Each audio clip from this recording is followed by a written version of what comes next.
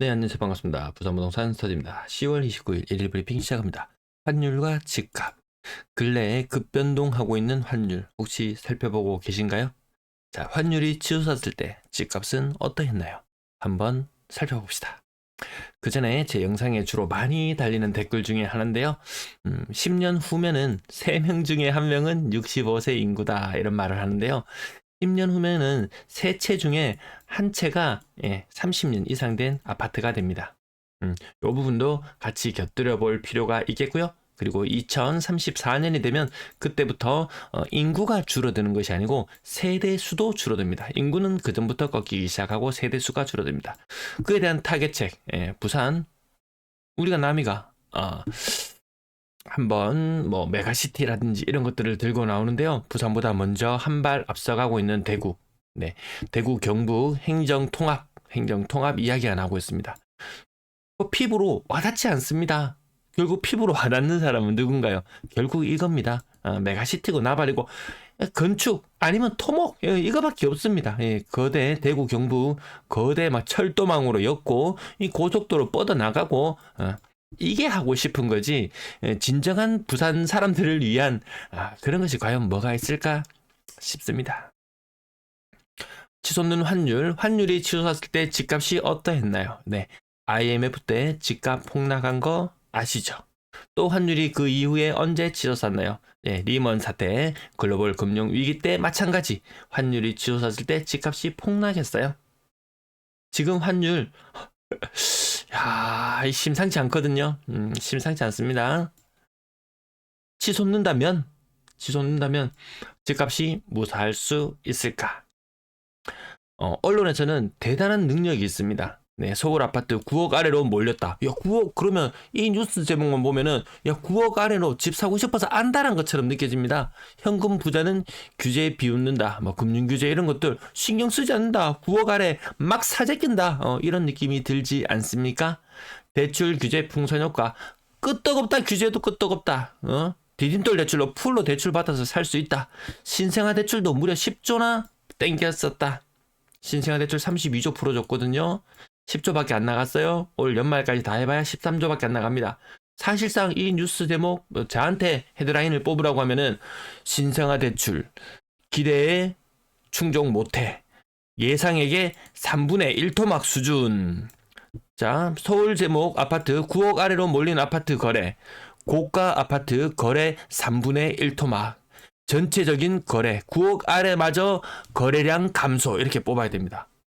내가 가오가 있지 빚이 없는 게 아니다. 자, 연끌들이 이런 말을 많이 한다고 하죠. 자, 서울 아파트 거래량 30% 이어서 50% 폭락. 15억 이상 아파트 고가의 아파트 2200건 수준에서 700건 수준으로 3분의 1 토막. 이게 현실이거든요. 그러면 9억 이상 아파트는 엄청 많이 샀느냐? 동그라미 한번 보시면요. 여기 구간이 약간 애매해서 파란색 동그라미 기준으로 보면 9억 아파트 이상 거래량이 대충 9천 여기 중간쯤 잡으면 한 5천에서 한 4천 건 정도 되는 거래량 수준에서 자 9월 달에 한번 봅시다. 3천 건 수준으로 올라선다고 치더라도 1,800, 1,200건 뭐 많이 1,300건 잡아볼까요? 9억 이상 9억 이하 아파트 거래도 4,000건 수준에서 1,300건 수준으로 3분의 1 토막 났거든요. 언론은 정말 대단합니다. 제가 이 방송을 할 수밖에 없는 이유. 9억 아래로 몰린 아파트 거래. 맞는 말입니까? 네. 9억 이하 아파트 거래 3분의 1 토막 났습니다.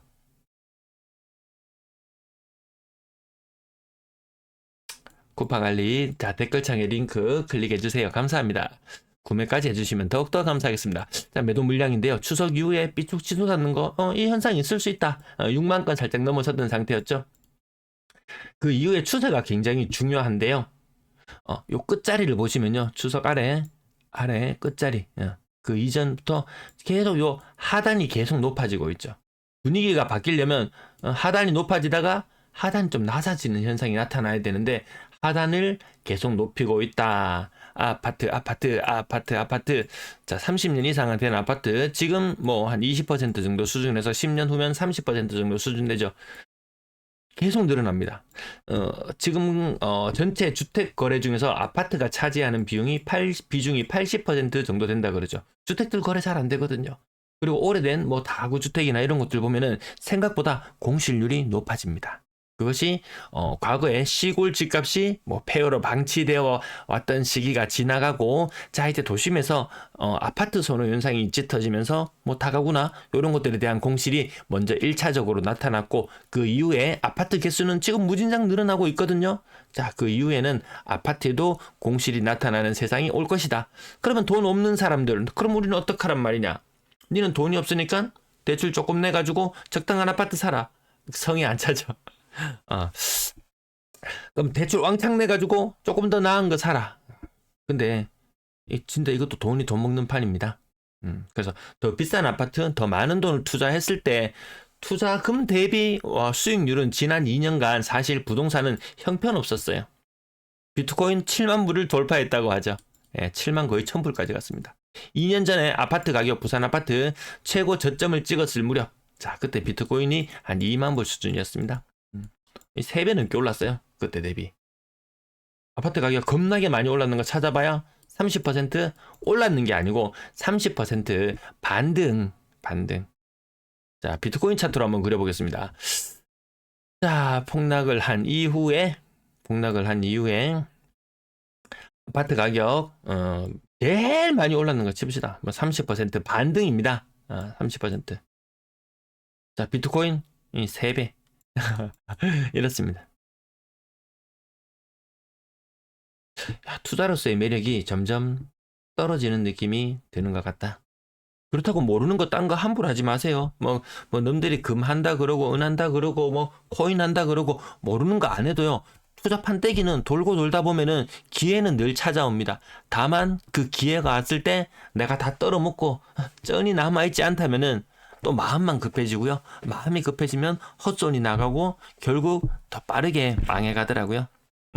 성급하지 않아도 괜찮다. 제가 늘 말씀드리고 싶었던 부분이, 모든 언론 매체가 떠드는 곳, 뭐 부동산 투자, 뭐 커뮤니티 이런 곳에 가면 무조건 우상향이다. 사라고 재촉하는 내용밖에 없습니다. 제가 한 번씩 급하지 않아도 된다. 이런 말씀 계속 드려오고 있고, 그것은 지금까지 흐름에서 가격에서도 여전히 유효한 것 같습니다. 자, 아파트 거래량 2,500건대의 거래량 2,000건대로 떨어졌다가 다시 더 무섭습니다. 10월의 거래량. 어차피 지금 분위기 안 좋지? 내년 되면 돈 많이 풀릴 거니까, 이런 믿음이 굉장히 많이 자리하고 있는 것 같습니다. 그렇지 않다는 것. 네, 22년도에 정책 자금 40조. 여기다 특별 보너스 특례 보금자리론 40조. 거기다 은행 대출도 이 정도 수준 됐을 거예요. 자, 23년도에 자, 특례 보금자리론 32조 뿌리기로 했습니다. 신생아 특례 32조. 근데 이거 한 13조 정도 나가죠. 내년에는 아이고 죄송합니다. 요거 23년도, 요거 24년도. 자, 25년도. 자, 40조, 은행도 45조. 자, 플러스 알파의 뭔가가, 야, 고등학교 아들 밥값도 정부에서 안 내줄 판인데, 야, 이것까지 하면 정말, 야, 민심이 흉흉해지지 않을까. 그런 느낌마저 듭니다. 과거에 서울시장 한 분 어땠나요? 애들 밥값 가지고 뭐 이렇게 하다가 좀 무슨 문제가 있었지 않습니까? 자, 내년에도 과연 또 플러스 알파에 무슨 특례가 만약에 없다면 또 내년에 상고하저를 이렇게 2번 반복했거든요. 23년, 24년 상고하저를 2번 반복하고 나니까 당연히 상고하저겠지. 연말에 원래 대출 막혀.